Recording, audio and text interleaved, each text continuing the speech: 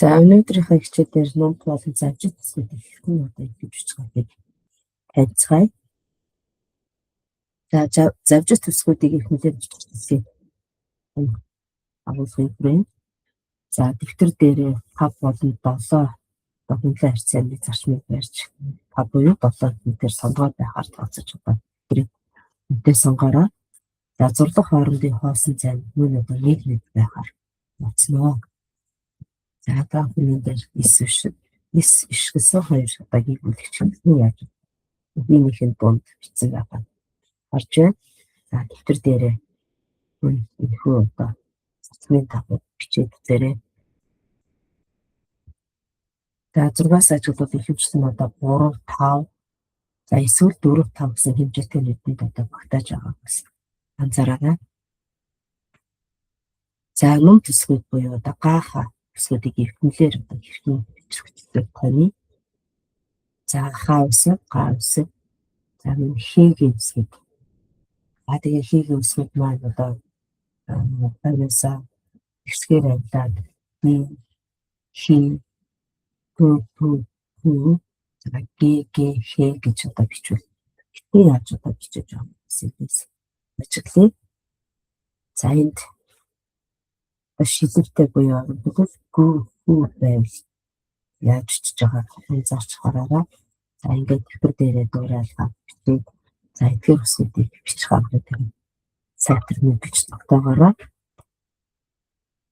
За эндээс ажиглал нэг гихийн үнэ бичгтээ дараагийн үсгтэй одоо холбогдох нурууг өөрмөц гаргаж байгааг анзаарах хэрэгтэй. За араасаа шууд одоо нуруунаас биш.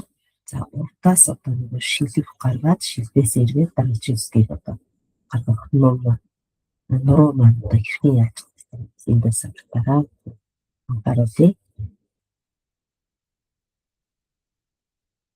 За мөн төсгүүдийн нэг бол баа үсгийг хэрхэн бичсэн эндээс гарч таний. За би гэдэг үеийг бичихтэй дараагийн үсэгтэй холбогдох нурууг бас мөн өөрмөц гаргаж байгааг бас ажиглаарай.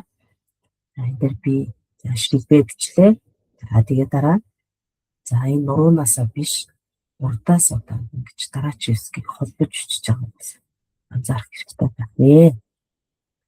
За гидсийг нь бичихтэй за нөгөө нурууны одоо урдуур ингэж гаргаж байгаагаас анзаараарай. Тэр одоо нуруутай тэгш хатдаг юм бол би үсэг маань ялгарч хардаг учраас энийг нэг үлдээгээд урдаас одоо гидсийг болгож гаргаж байгаа.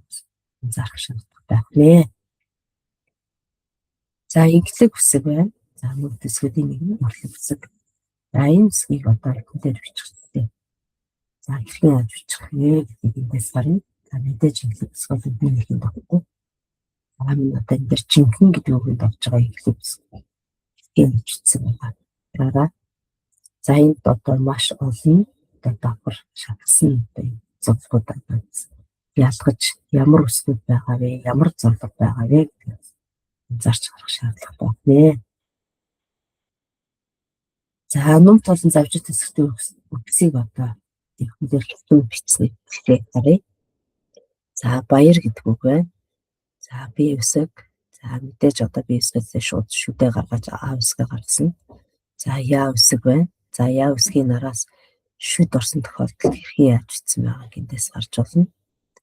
За дараа нь нэр үсэг байна. За нэр үсэг үгийн төгсгөлд орохдоо за ингэж одоо огшоо нуу гэсэн зурлагыг татаж гаргаж байгаа юм. За буян гэдэг үг байна. За бүргэд гэдэг үгийг бичсэн байна. За багш нөгөө ном төсгнүүдийг хэрхэн яаж одоо бичих вэ гэдгийг бас мөн ингэж өнгөөр ялгсан байх учраас өнгөөр ялгсан үсгийг бас сайтар ажиглаж таньж бичээрэй. За баа үсгийг одоо хэрхэн навлуулж бичсэн байгаа. Эндээс уншия. За баа үсэг. За гаа үсэг байна. Тэр үгэнд ордог гээ үсгийг одоо хэрхэн яаж бичсэн байна уу? За энэ үгэнд орж байгаа гээ үсгүүдийг хэрхэн яаж явуулж бичсэн байгаа. Эндээс уншаад бичээрэй.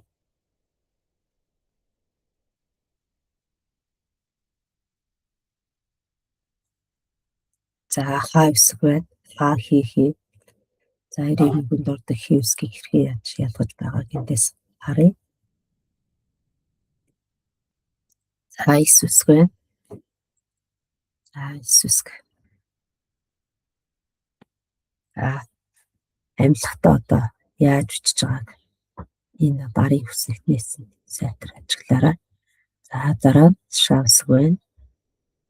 За шав үсгийн 2 одоо арын туслыг одоо хэрхэн яаж бичиж байгааг бас тэнцвэр харьцааны зарчмыг баримтлаж бичдэг учраас за 2 тусал бол яах вэ? Бичвэрийн ерөнхий одоо нөгөө ам дөрвөлжин дотор орж иж байгааг бас сайтар ажиглана.